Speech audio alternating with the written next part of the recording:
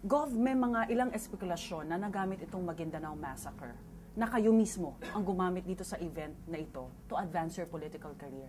At talagang tiniming nyo yung pagkakataon na nandun yung mga media para sila ang, kumbaga, madamay at maging malaking gulo nga itong Maguindanao Massacre. Hindi naman siguro, ma'am. Unang-una, yung mga media po ang nag-voluntary pumunta doon. Sabi nila, big event yung mangyayari dahil walang sumalungat sa Ampatuans sa nakaraang ilang taon. Ngayon, sabi nila, may naglakas loob na lalaban sa kanila.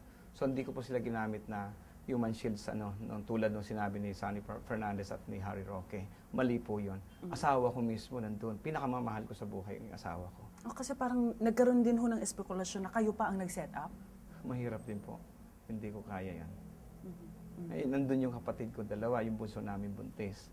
And yung more than 20 na malapit po sa akin, aunties ko, pinsan ko nandun po. Yung 25 na yung malalapit po sa akin. And including those medias who were involved in that massacre and my 2 lawyers were very close to me. Hindi po mapapantayan.